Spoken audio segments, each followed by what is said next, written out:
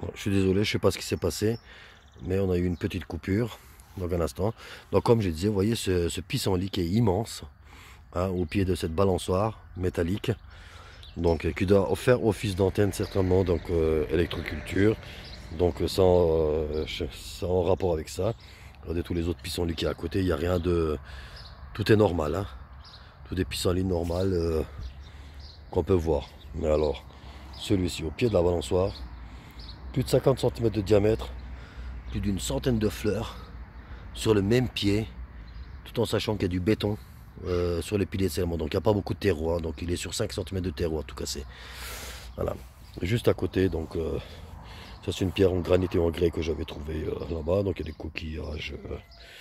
des coquillages que j'ai mis ça là-dessus comme ça, avec une pyramide en cuivre, donc de chez Yannick Van Dorn.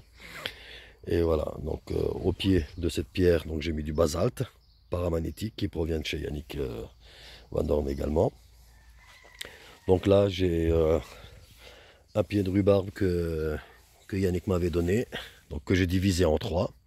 Donc il y a un pied de rhubarbe là, un pied de rhubarbe là-bas au fond, près de l'antenne type paratonnerre, et il y a un autre pied de rhubarbe qui est juste au pied du tuyau là-bas. Donc voilà, donc c'est un pied que j'ai divisé en trois, que j'ai mis à trois différents endroits avec trois techniques différentes. Donc là j'ai un aimant avec le fil galvanisé, hein, comme vous pouvez le voir.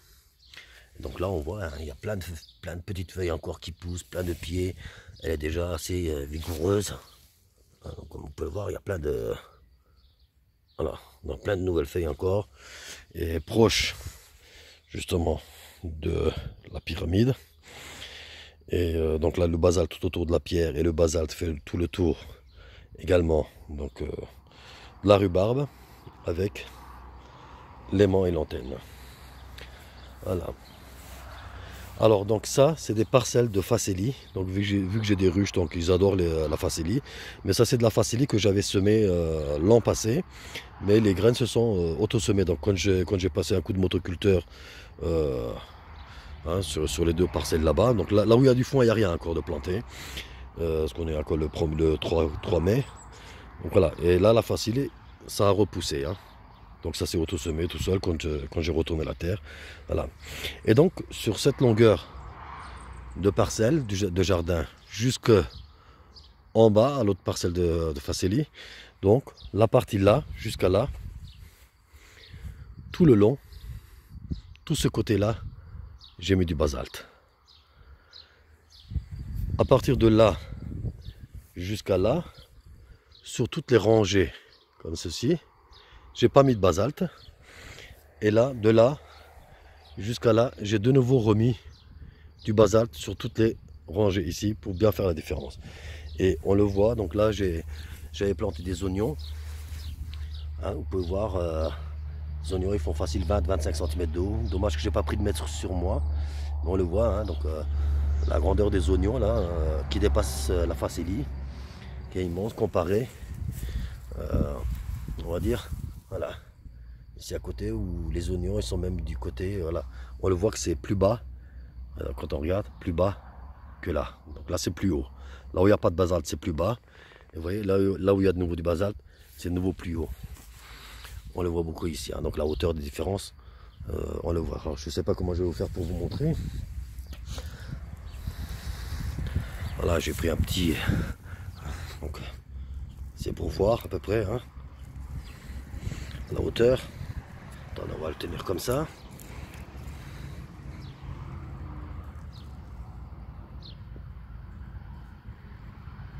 On va dire là. Vous voyez, on va à côté. Vous voyez, c'est qu'on tombe. Je ne sais pas si vous arrivez à voir. Voilà, donc on a presque, vous voyez, la hauteur là. Il y a presque, je dirais facile, presque 10 cm de plus ici. Alors, donc ça c'était aussi un arbre fruitier hein, que j'ai planté. Bon, ça c'est tout ça, c'est des aromatiques que j'avais mis. Donc là j'avais un laurier sauce. Bon, Il se sentait un peu mal, alors donc je lui ai mis une pyramide en baguette cuivre. Donc toujours de chez Yannick Van Dorn. Hein, donc, on verra comment il va se présenter prochainement. Voilà. Et donc ça c'est l'autre pied de rhubarbe qui est aussi vigoureuse, des belles feuilles, bien larges, qui est tout juste au pied de mon antenne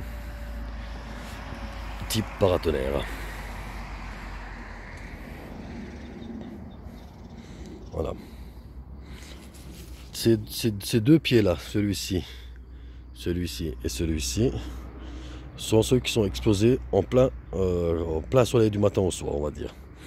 Alors que l'autre pied de rhubarbe est plus un peu à l'ombre. D'ailleurs la rhubarbe elle aime bien mi-ombre, ça pousse mieux. Et là vous voyez, donc là j'ai pas d'électroculture, rien, mais des feuilles presque rabougries, un peu ternies, des petites feuilles. On le voit qu'elle est moins vigoureuse que les autres, alors qu'elle est, malgré qu'elle est plus exposée dans une situation plus agréable pour la rhubarbe. Mais bon, voilà. Donc pour vous prouver l'efficacité de l'électroculture. Alors, venons à cette parcelle. Donc ces deux parcelles de facélie, hein, vous voyez celui-ci et celui-ci, je les ai retournés le même jour avec le motoculteur. Donc ils ont poussé en même temps. Et depuis que j'ai installé la tour, il y a à peu près 15 jours de ça, la facélie a pris une hauteur incroyable. Hein, mais on peut le voir à l'œil nu, hein, c'est vraiment magique. On peut dire près de la tour, la hauteur que la facélie a au moins plus que 20 cm de plus que sur cela là-haut.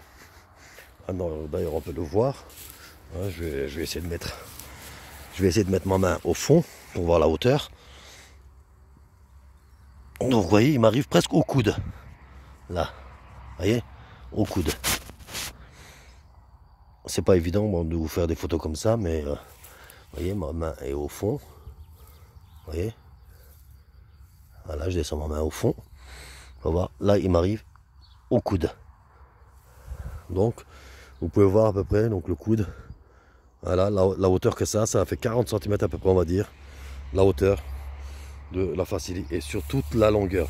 Malgré qu'à un moment donné là il n'y a pas de basalte, mais l'effet de la tour qui est juste en face de là où il n'y a pas le basalte, donc qui fait qu'il y a une même hauteur là où il y a du basalte et là où il n'y a pas de basalte. Et là, il y aura au niveau du basalte. Donc ça fait le même effet à cause de la tour. Elle est tout simplement magnifique cette tour. Et une puissance incroyable. Hein, donc on peut le voir d'ici. Il y a juste à l'extrémité, là, un peu éloigné, on va dire. Parce que vous voyez, la tour, elle est là-bas. Mais on n'est pas tout à fait au centre. Pour être au centre, j'aurais dû mettre la tour vers ici. Au moins, on va dire à 1,50 m, plus par là. Vous voyez, donc je suis parti un peu plus vers là. Donc, mais malgré ça, l'effet de la tour vient quasiment jusqu'à là. Donc là, on est un peu éloigné de la tour. Et là, on peut tout de suite voir la différence. Hein, vous voyez, je mets ma main au fond. Voilà. Voilà, on m'arrive. Ça arrive juste à peine. Comment dire, voilà, 20 cm. Donc entre là et là, on a déjà 20 cm de plus que ici, même plus. Donc là j'arrive qu'une largeur de main. Donc il ne faut pas compter le pull, hein. Donc jusqu'à là où le pouce s'arrête. Donc ça fait à peu près ça de hauteur. Hein, comme ça. Voilà. Voilà, ça fait ça de hauteur. Comparé. Ah, là on est bien en face de la tour. Et là, comme on peut voir, vous voyez, on est au coude. Voilà. Et là-bas, c'est encore plus, encore beaucoup plus haut que même ici, je dirais. Ici, il n'y avait pas de basalte. Mais malgré ça, bon, là-bas, c'est un peu plus haut, bien sûr. Mais on est presque, entre là et là, presque à la même hauteur. Hein. Voilà. On va y aller au fraisier. Donc voilà, ici j'ai fait 2 petites parcelles de fraises, donc qui ont été plantées en même temps. Donc d'ailleurs c'est des fraises qui viennent de chez Yannick. Et C'est quand on avait fait un éclaircissage, donc il m'a donné des fraises que j'ai replantées. Alors là, on peut voir, sur la parcelle là, j'ai mis du basalte. Et là, j'en ai pas mis. Donc pas mis du tout. Donc là, on peut bien voir, c'est les mêmes fraises qui viennent du même endroit, qui ont été plantées en même temps. Donc là où il n'y a pas de basalte, il y a des fleurs, mais quelques-unes. Là, on peut dire que c'est quasiment sur tous les pieds, il y a des fleurs. Et la hauteur et la vigueur des fraises, on le voit, ils sont nettement plus vifs, plus en forme, voyez, et plus haut d'ailleurs que ceux à côté. On peut tout de suite voir la différence.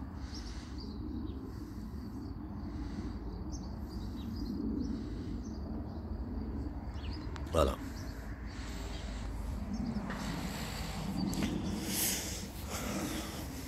Donc après là-bas c'est la serre. J'ai quelques semis encore dedans avec... d'ailleurs on peut y aller faire un petit tour si vous voulez.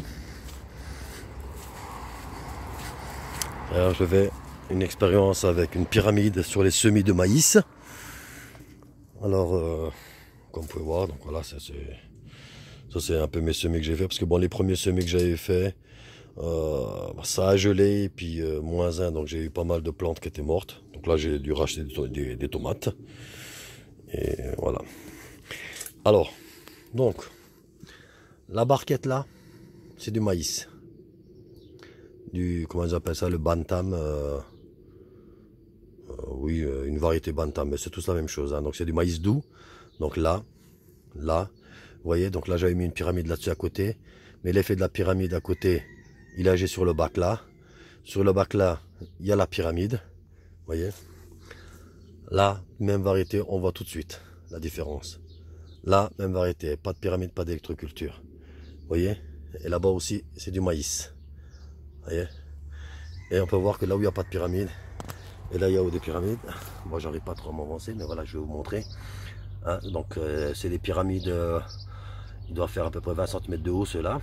C'est les petits modèles que Yannick a sur sa boutique. Donc c'est pas les baguettes, c'est pas ceux qui sont en 30 cm, hein, donc ils doivent faire 20 cm à peu près. Donc on le voit que les maïs, hein, ils sont presque plus hauts que la pyramide. Vous voyez. Donc c'est normal que bon, la pyramide là elle est un peu plus haute parce que le bac est plus haut. Mais vous voyez que la hauteur des maïs vient à peu près un peu plus de la moitié de la hauteur de la pyramide. Et comparé, voilà, à ceux à côté qui font à peine 4 cm on va dire. Et comparé à là qui font presque 15 cm. Mais ça a été semé en même temps. Hein. Voilà, donc ça c'est sur le maïs, ce que je peux vous dire. Donc ça c'est mes pieds de tomates qui restent, mais je ne sais pas s'ils vont tenir ou pas, donc je les ai remportés. Est-ce que sur les piments j'avais fait quelque chose? Je me souviens plus. Bon, ici il n'y a pas trop grand chose, donc après tout ça c'est des semis. Donc ou pour l'instant donc j'ai pas fait d'électroculture sur les semis, à part dynamiser les graines sous une pyramide avant de les semer. Donc ça c'est juste la chose que je fais, on va dire 2-3 jours avant que je sème les graines. Hein. Donc je laisse 2-3 jours sur la pyramide. Et j'ai vu beaucoup d'effets, malgré que c'est des graines qui ont déjà 1 ou 2 ans, donc vous voyez qu'elles ont tous germé, sans souci, sans problème. Hein. Donc je pratiquerai l'électroculture une fois que je vais commencer à enlever quelques pieds de semis et les planter après les seins de glace, comment dire, définitivement à leur endroit, avec l'électroculture et sans électroculture, donc pour vous montrer bien la différence et les effets de l'électroculture sur la culture.